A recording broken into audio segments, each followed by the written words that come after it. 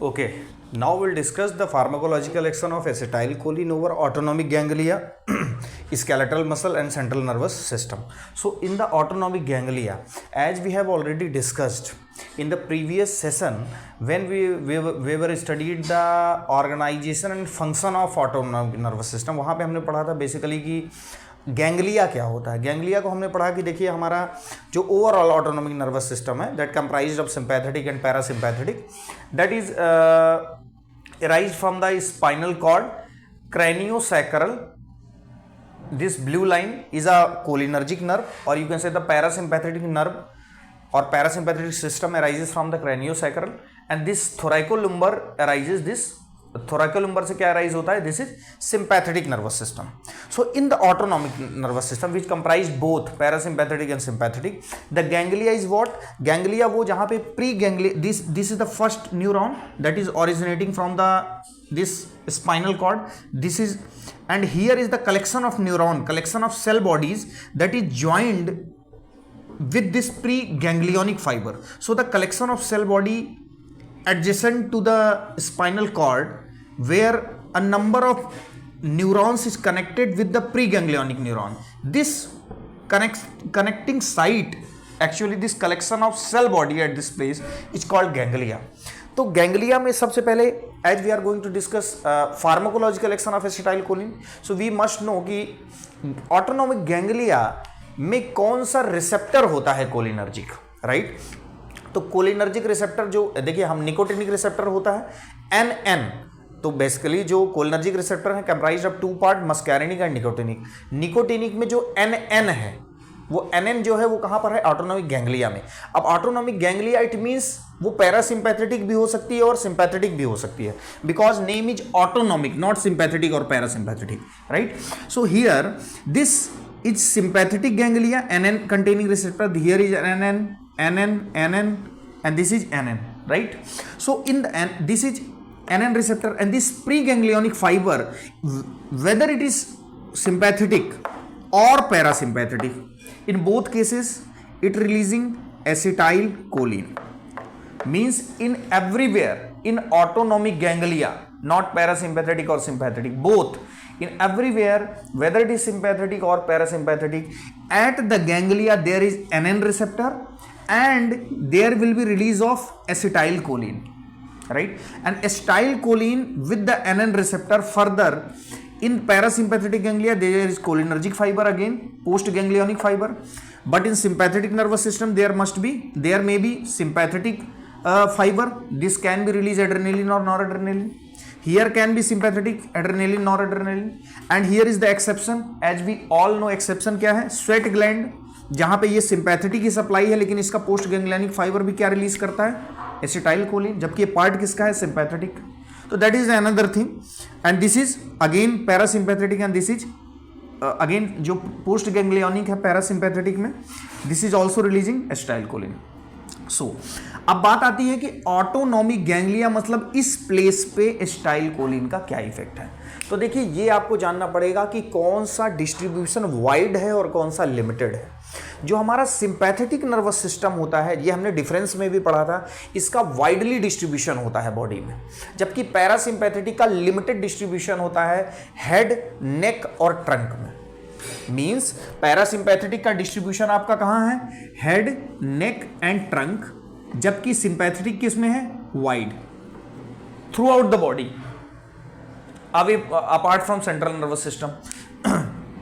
तो अब इस केस में दो चीज है. अगर हम लो डोज ऑफ एसिटाइलकोलिन देते हैं, अब हम डायरेक्ट एक्शन पढ़ रहे हैं ऑटोनॉमिक गैंग्लिया का क्या है, तो सबसे पहले तो एनएन जो रिसेप्टर है जो ऑटोनॉमिक गैंग्लिया पे प्रेजेंट है, that has NN receptor, and that receptor is actually example of ion channel. किसका एग्जांपल है?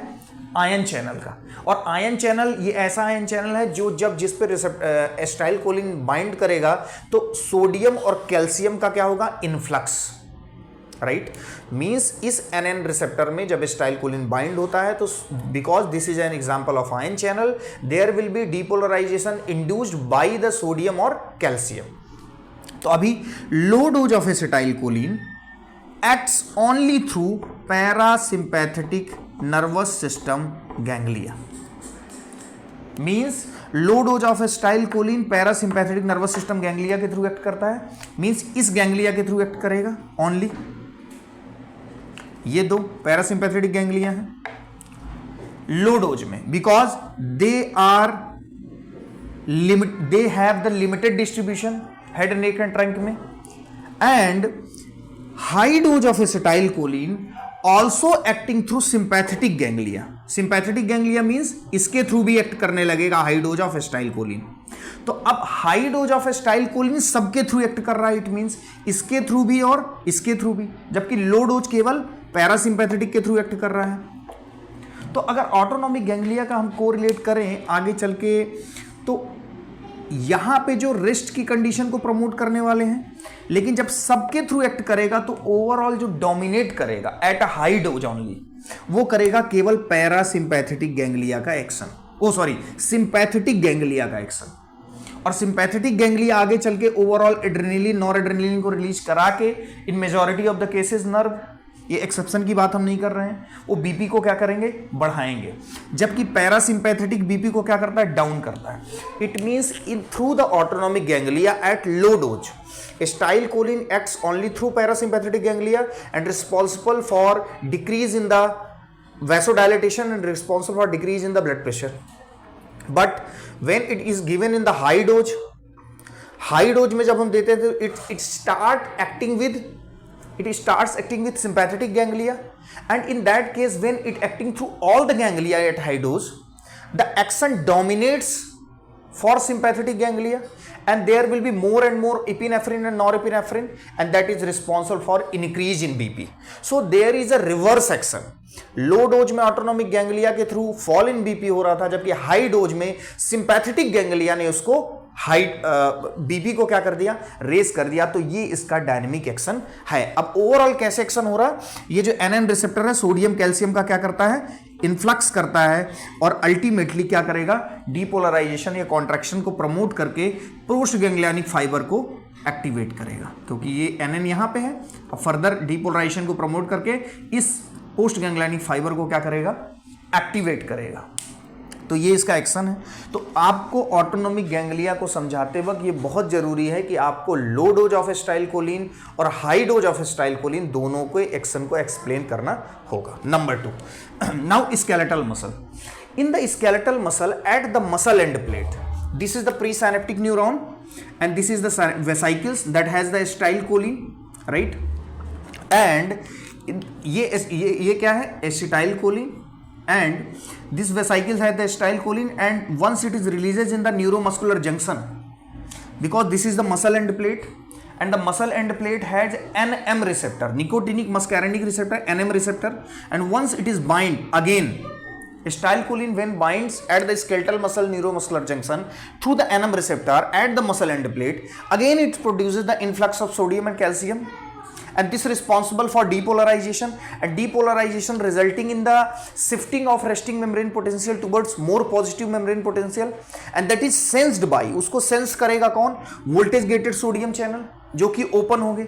Again voltage gated sodium channel open होंगे, then again there will be opening of voltage gated calcium channel, means depolarization sensed by voltage gated sodium channel, this will be open, more sodium will come, and this will be again sensed by calcium channel, more calcium will come, then ultimately resulting in the contraction. So there will be skeletal muscle contraction under the influence of acetylcholine. So ये इसका pharmacological action किसका हो गया, acetylcholine का over the neuromuscular junction via the NM receptor. आपको ये जरूर ध्यान रखना है कि एनएम रिसेप्टर किस कैटेगरी का, आयन चैनल का है। लास्ट में हम बात करते हैं सेंट्रल नर्वस सिस्टम में।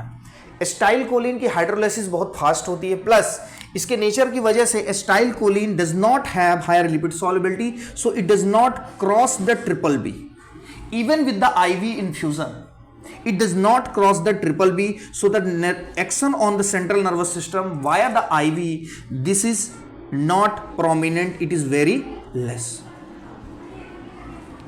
So in the central nervous system there is no prominent effect due to the less poor solubility in the lipid. It does not penetrate the triple B.